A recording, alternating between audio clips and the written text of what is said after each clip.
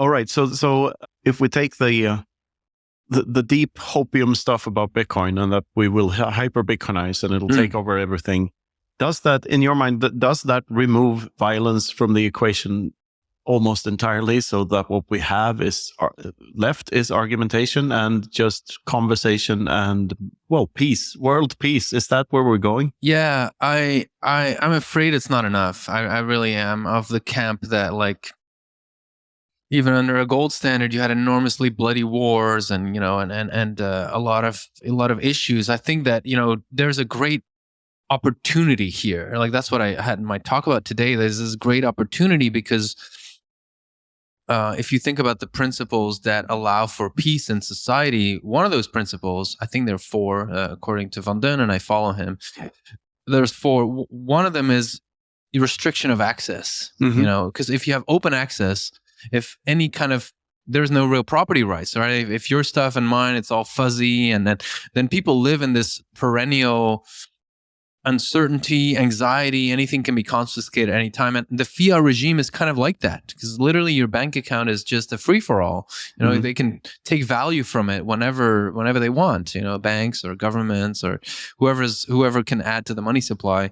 And so Bitcoin and of course the cypherpunk movement as a whole and encryption, all that technology allows you to restrict access, restrict the world from accessing what's yours, your property. And so it's a great engine for peace, you know, and it creates that certainty. So it's a super important and foundational element, but I still think we need more than just that to really go towards a society where, I mean, ideally there is no war, right? I mean, that's a pretty what would that more be, though? So the other principles, one of the other two foundational principles is unity, which you could kind of dismiss, because unity is the idea that if you know, you are sitting there with two, you're both thirsty, there's only one bottle of water, how do we prevent conflict? Well, we make sure there's only one person sitting there. So like physically, how do you do that? How do you create one out of multiple people?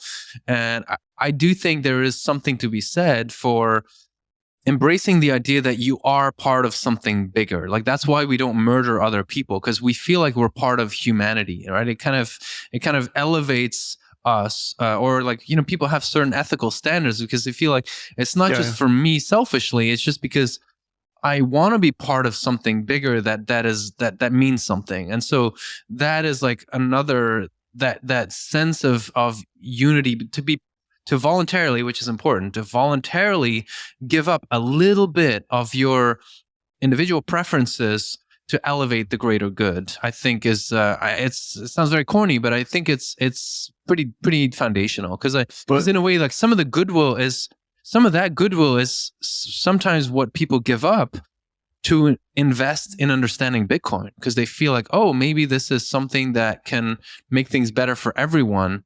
Or even if it's against my career, I'm still going to have the intellectual honesty to, you know.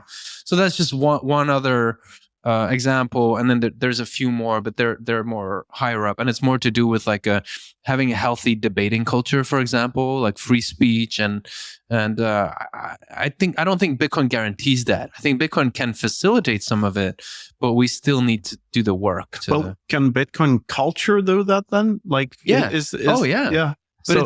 that's something that is alive and that we also need. It's like a garden. You need to maintain it. You know? But that's the thing. For me, it's hard to make the distinction between the protocol, the money, the culture. Like, it's all part of the same organism in a way. And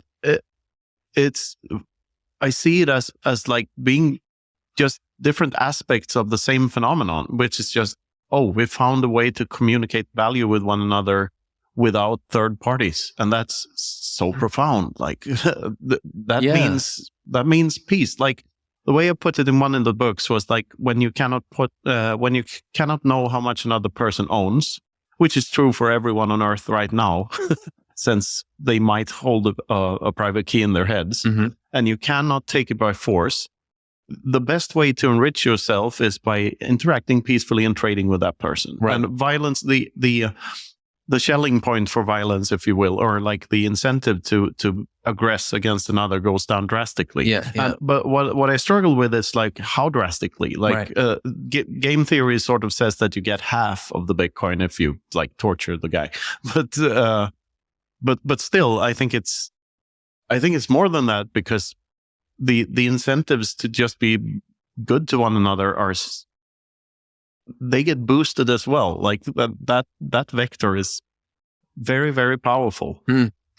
Yeah, I mean, I hear you. I think it's very significant. Where I would hesitate is just, maybe it depends on how long a time frame we're talking about here. Yeah, but like, for example, when the printing press was invented and gradually books became cheaper, like the price of a book went roughly from a year's labor, which is in the Middle Ages, to the price of a chicken. Like that's how much drastically the information became cheaper in that 1 century. Back then, imagine realizing like, oh my God, information has been locked up for centuries and centuries. All of a sudden, it's liberated. Everyone is going to have access to these incredible ideas. They can make up their own opinion. This is such a force for good. I would agree with that. But at the same time, over many generations, some of the appreciation for how valuable it is to have like a plethora of ideas, how important it is to have freedom of speech. Because I think a lot of the Enlightenment thinkers were really trying to come up with theoretical foundations for why freedom of speech is important, because it was a fact. It was happening. People were interacting more freely than before. And so they needed new theories to try and justify that. And so, I think still and I think they, you could kind of debate on how successful the Enlightenment was in really elevating humanity and not throwing the baby away with because there was some good things in the Middle Ages. So that's, I think, that's kind of our job, is to start working on trying to really treasure what's great about Bitcoin, help people understand what's great about Bitcoin so that the ethos of Bitcoin can really spread and people don't get confused in a couple generations.